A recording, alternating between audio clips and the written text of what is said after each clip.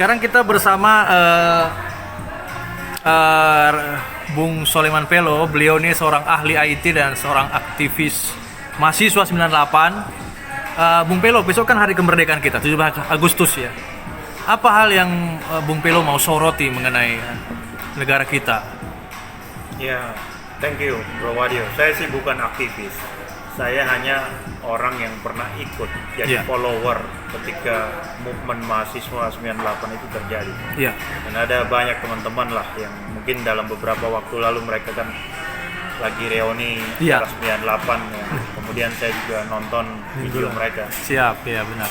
Ya, kurang lebih ya kalau umpama saya menyingkapi 98 terus sekarang kan kita 78 tahun. Kan sudah banyak usia kita, 25 tahun. 25 tahun. Tapi pertanyaannya, reformasi itu untuk apa? Kenapa kita nggak mempertahankan sebelum 98 aja dengan orde baru yang pertama jelas-jelasnya adalah diktatorship. Kedua, ya kita lihat KKN yang begitu merajalela di dalam plan daripada orde baru. Ya, kita lihat sekarang evaluasi 25 tahun di mana usia kita 78 tahun. Reformasi berusia 25 tahun. Dua hal ini yang mana kita sudah achieve. Oke, kita bilang kita bicara kesejahteraan rakyat kan. Kesejahteraan rakyat yang menjadi cita-cita waktu itu juga. Selain pertama demokrasi, kedua tadi bicara KKN yang begitu merajalela, bagaimana kita bebas. Demokrasi kita mulai capai ini, itu luar biasa, satu pencapaian yang sangat biasa, luar biasa karena apa? Dari waktu ke waktu kita growing, dari kita berpolitik, bagaimana kita memilih, masyarakat berpartisipasi aktif. Walaupun kita tahu ada banyak aspek dan akses negatif yang terjadi.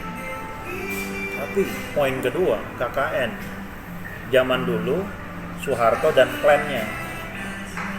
Sekarang maaf aja, apakah teman-teman aktivis juga yang dulu 98 itu adalah bagian daripada inner circle corruption? Berapa banyak kita evaluasikan hal ini? KKN itu begitu merajalela, bedanya dulu klan daripada Soeharto. Sekarang seperti asas gotong royong di dalam Pancasila itu kita sebarkan semua untuk mencari uang melalui anggaran negara yang terus membengkak.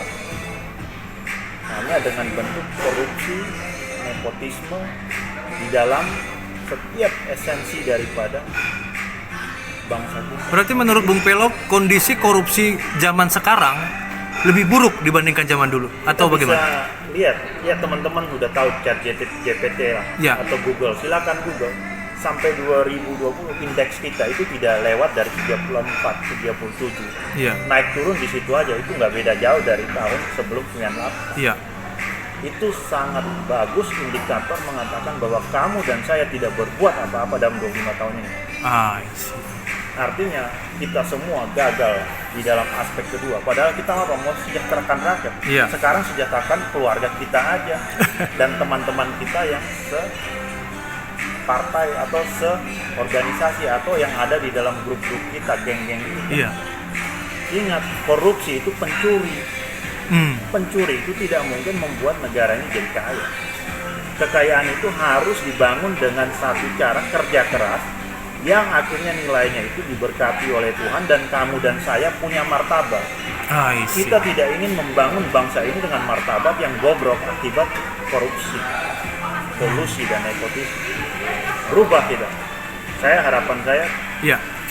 Itu aja Mas. Itu aja. Baik.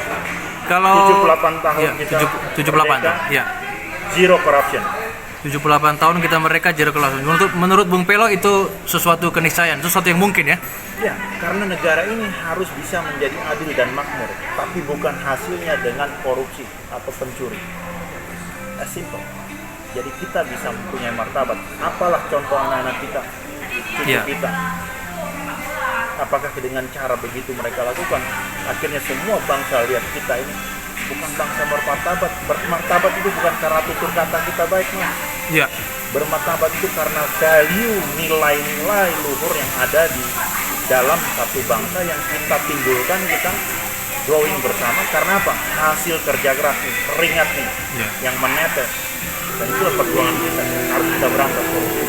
Luar biasa. Thank you, Mas. Bung Pelo, seorang aktivis dan juga profesional. Selamat menyambut kemerdekaan, Bung. Merdeka. Tetap jaya Indonesia, harapan kita. Pasti harus tetap jaya. Terima kasih Bung Pelo, sampai ketemu lagi. Mas.